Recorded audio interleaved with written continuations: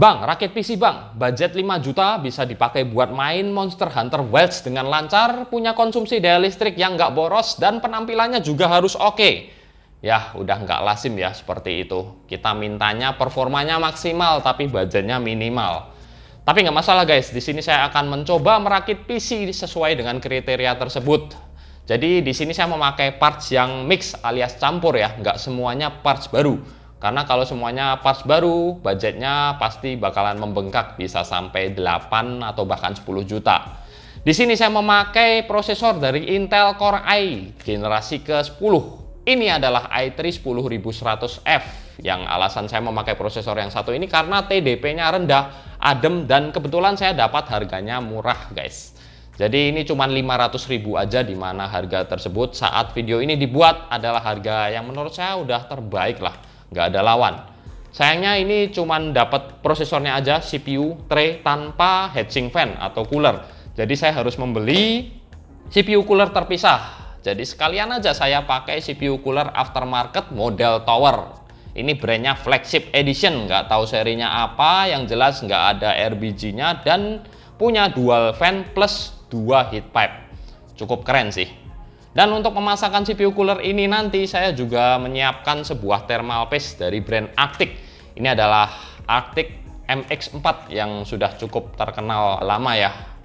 Untuk motherboardnya tentu saja saya harus mencari yang bisa support Intel Gen 10. Tapi nggak terbatas di situ saja guys. Motherboard yang satu ini bisa kalian pasangin Intel Core i generasi 11 juga. Jadi masih upgradable. Ini adalah MSI H510M Bomber. Jadi bukan H410M ya, yang terbatas di Intel Gen 10 aja. H510M ini bisa dipasangin Intel Core i generasi 11 plus punya kelebihan lain, yakni PCI Express-nya sudah Gen 4 kalau kalian pasangkan dengan CPU yang Gen 11. Oh ya, untuk membeli motherboard yang bekas gini kalian juga harus tanyakan ke sellernya ya.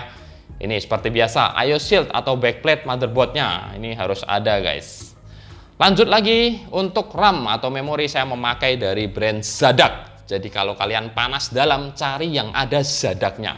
Ini adalah Zadak Twist DDR4 16GB kit, 8GB x 2 3200 MHz dengan CL yang cukup rendah, yakni CL16, dan harganya murah. Untuk storage untuk Windows ya, atau aplikasi-aplikasi, saya memakai SSD NVMe dari brand Tim yang udah sering saya pakai juga. Karena ini salah satu brand terpercaya dan harganya murah. Serinya MP33, kapasitasnya 256GB. Dan untuk mempercantik sih guys, jadi ini bukan untuk menambah performa atau mendinginkan M.2 NVMe-nya ya. Walaupun namanya dia adalah SSD 2280 Cooler. Tapi ini sebenarnya lebih untuk mempercantik penampilan aja. Karena toh ini PCI Express Gen 3 yang nggak perlu pendinginan tambahan, jadi tanpa heatsink pun udah bisa berjalan dengan normal. Ini adalah Arctic M.2 Pro yang harganya juga murah, jadi sekalian saya beli. Untuk storage secondary, ini ada di sebelah kanan saya adalah hard disk. Jadi saya masih memakai hard disk 3,5 inci yang memang harganya masih masuk akal untuk ukuran 1 teranya. Ini saya beli Rp200.000 aja, udah include kabel data SATA. Dimana 1 tera ini menurut saya adalah kapasitas yang paling oke lah untuk saat ini. 500 GB kekecilan, tapi 2 teranya masih terlalu mahal walaupun sama-sama bekas. Nah, untuk power host dari sebuah PC gaming adalah VGA card. Di sebelah kanan saya ini ada GeForce GTX 1660 biasa dari brand Palit. Ini nggak ada kelebihannya sih, kalian udah tahu sendiri lah ya performa GTX 1660 series ini seperti apa. Walaupun VRAM-nya cuma 6GB tapi masih bisa menjalankan game-game AAA kekinian dengan sangat lancar di resolusi Full HD dan setting yang lumayan lah ya. Selain itu saya juga memberi custom backplate di VGA card yang satu ini supaya lebih cantik. Lanjut lagi kita ke power supply. Ini adalah power supply yang cukup viral juga beberapa waktu yang lalu. Ini adalah PC cooler KF450. Alasan saya memilih 450 watt ya memang udah cukup 450 watt ini untuk menghidupkan parts-parts yang akan saya pakai. Dan dia juga punya sertifikasi 80 plus watt. Harganya juga murah sesuai dengan budget yang ada. Lanjut lagi guys, ini yang paling besar, warna putih adalah casing. Casingnya saya pakai model akuarium kotak dual chamber dark flash D275M Durin. Ini nggak ada kelebihannya sih, selain harganya yang murah dan penampilannya oke lah ya. Udah gitu dia juga nggak include fan, jadi saya harus membeli fan casing terpisah. Di sini saya mendapatkan fan casing bekas set. Ini saya nggak tahu ya, serinya kalau nggak salah DR12 dari brand Dark Flash juga, supaya match dengan casingnya. Tapi sayangnya warnanya hitam. Nggak apa-apa lah, saya dapatnya juga murah, hampir seharga casingnya untuk 5 biji fan ARBG yang bisa diatur melalui controller yang satu ini guys, plus remote. Jadi dia juga sudah dapat set controller, hub, dan remote-nya. Oh ya, ini satu lagi guys, ada satu plastik clip. Ini saya beli terpisah karena memang saya beli fan-nya bekas dan ternyata nggak dapat baut. Harus membeli baut seperti ini terpisah ya, nggak apa-apa lah. Ini murah sih, cuman ongkirnya yang lumayan. Oke, jadi mungkin gitu aja perkenalan parts-partsnya, udah nggak ada yang ketinggalan lagi. Sekarang langsung aja kita merakit PC yang satu ini.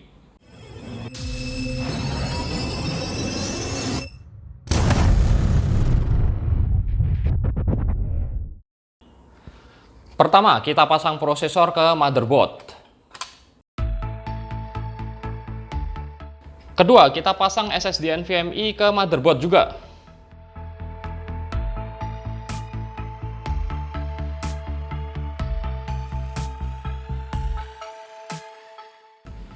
Kemudian kita lanjut pasang RAM atau memori.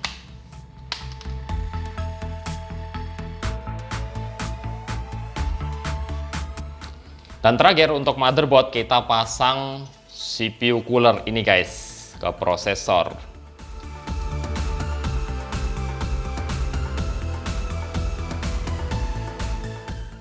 Di sini saya ada sedikit kendala ya. Jadi untuk cantolan atau pengait bracket CPU cooler aftermarket ini nempel atau nabrak cooler heatsink M.2 NVMe. Jadi harus sedikit diakalin guys.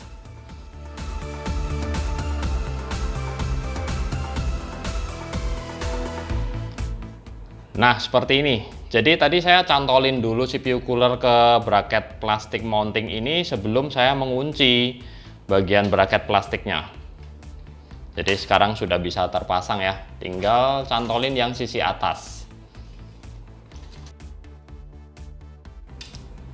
Oke, pemasangan di motherboard sudah selesai. Sekarang kita beralih ke casing.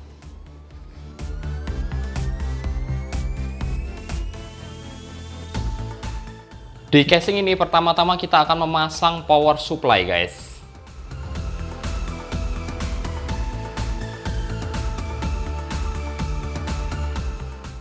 Kemudian mumpung di sini saya akan sekalian memasang hard disk karena kebetulan posisinya ada di atas power supply ini guys. Kita harus buka dulu storage bay-nya.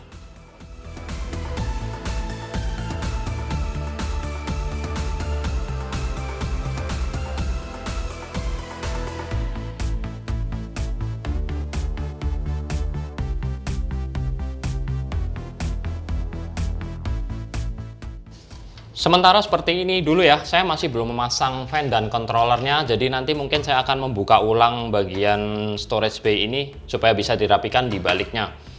Sekarang kita akan lanjut dengan memasang motherboard guys.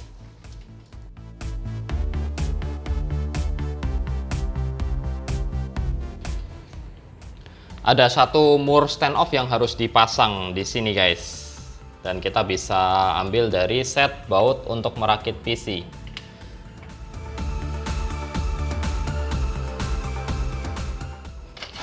Oke, ini sebenarnya ada alatnya ya, kayak semacam obeng gitu, bukan pakai tang seperti ini. Ini sekalian kita colokkan beberapa kabel yang terhubung dengan motherboard, seperti misalnya nih CPU EPS supaya nanti kita nggak kesusahan. Kemudian juga kalau 24 pin ini gampang ya, karena posisinya biasanya terlihat dan terbuka. Kemudian ternyata kabel SATA-nya ini portnya ada dua sisi guys, ada yang di samping, ada yang di bawah. Jadi kita bisa pilih di mana aja. Ini saya ambil yang di bawah supaya lebih mudah, karena tadi saya udah terlanjur memasukkan kabel SATA dari hard disk ke bagian bawah. Dan ini juga ada front USB 3 yang juga mencolok karena warnanya biru. Di sebelah 24 pin plus yang ini nanti untuk VGA card. Dan ini yang paling agak bikin susah adalah kabel-kabel atau konektor untuk front panel.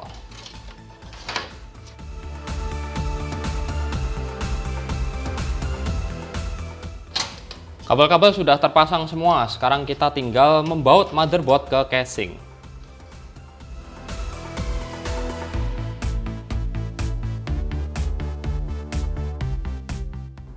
Selanjutnya kita akan memasang fan casing terlebih dahulu, guys. Dan di sini saya punya 5 fan casing ya, agak ganjil, jadi nggak mungkin bisa balance. Dan tadi saya sudah memutuskan untuk membuat konfigurasi 3 intake, 2 exhaust. Jadi intake-nya 2 di sebelah motherboard, 1 di bawah, dan exhaust-nya 1 di belakang, 1 di atas. Positive pressure.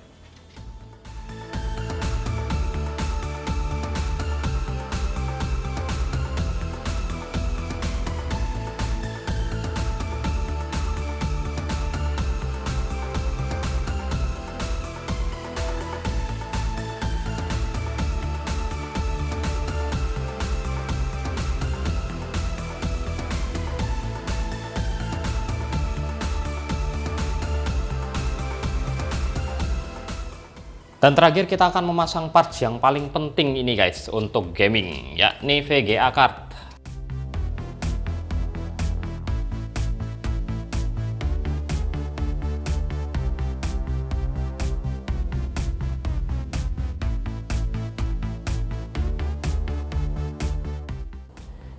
Ini saya sampai 2 kali ya ngebuka bagian storage bay cuma demi mencolokkan kabel SATA power ke ARBG controller. Tadi saya lupa.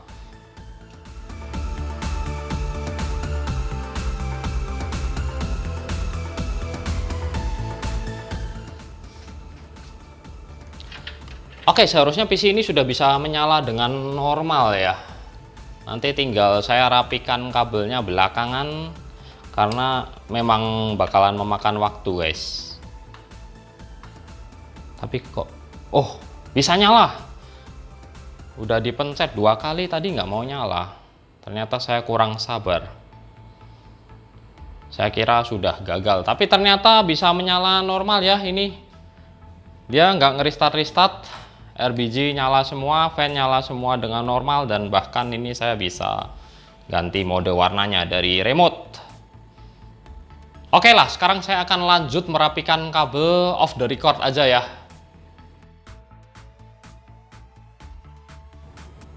Hasilnya setelah saya rapikan kabelnya seperti ini, guys. Dan soal parts beserta harganya saya juga akan tampilkan di video ya. Di layar kalian bisa baca sendiri. Sekarang saya tinggal menginstall Windows, kemudian juga menginstall beberapa game untuk kita tes, terutama Monster Hunter Wilds.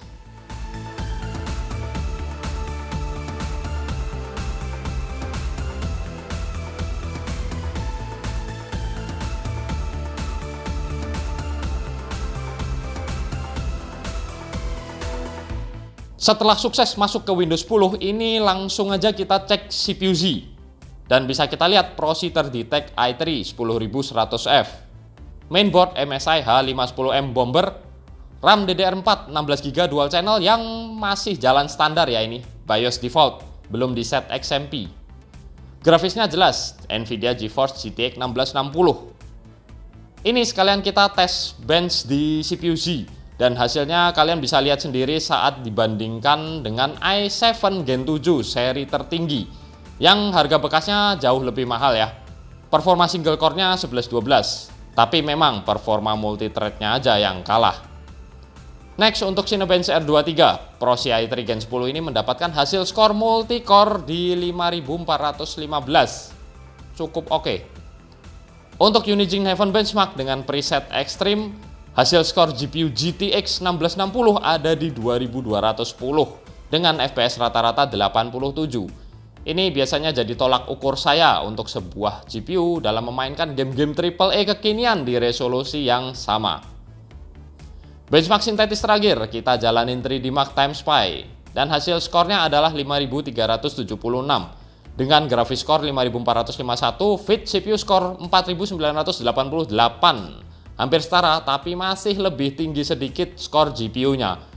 Jadi mungkin di beberapa game yang terlalu CPU bound, i3 10100F ini bakal agak sedikit kewalahan ya. Soal konsumsi daya, saya cek memakai power meter di stop kontak, yang mana saat idle Windows tarikan daya listriknya ada di kisaran 50 watt. Sedangkan saat saya coba menjalankan dua aplikasi benchmark CPU dan GPU bersamaan untuk mendapatkan load 100% di PC rakitan ini, tarikan daya listrik di stop kontak terbaca di 245-an watt. Ini bukan yang ngirit-irit banget sih, tapi juga nggak boros. Masih oke lah. Langsung aja sekarang kita tes gaming. Pertama, tentu saja game tujuan rakitan PC ini, Monster Hunter Wilds. Dan karena saya belum punya gamenya dikarenakan harganya yang kurang bersahabat, jadi ini saya pakai yang versi benchmark demo. Settingnya bisa kalian lihat sendiri, Full HD, medium grafis. Di sini saya juga menampilkan data on screen dari Afterburner. Bisa dilihat kalau GPU usage-nya sampai mentok-mentok. VRAM juga terpakai mentok, CPU juga lumayan bekerja keras karena hampir di atas 80% terus, dengan RAM yang terpakai di kisaran sampai 13 GB. Ini status yang balance yang memang sudah membuat hampir semua parts di PC bekerja optimal atau bahkan maksimal.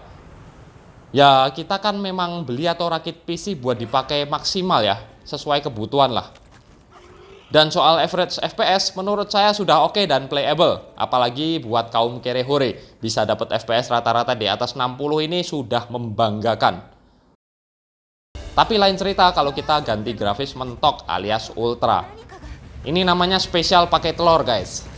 Sekilas average FPS-nya masih pas-pasan ya, cuma 30-an. Tapi sayang delay antar frame atau frame time-nya naik turun, fluktuatif dan bisa sangat tinggi. Di beberapa scene FPS-nya drop, banyak stuttering dan sering patah-patah. Intinya gameplaynya nggak nyaman lah. Terakhir kita akan coba beberapa game AAA lainnya di koleksi game Steam yang saya punya. Kalian bisa nilai dan lihat sendiri ya.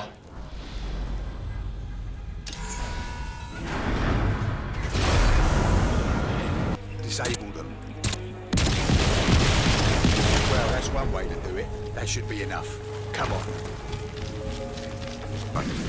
These are potential catch locations. Our primary target is Tower 3 Delta 3. As soon as you get the hardware, we'll knock the bastard out cold.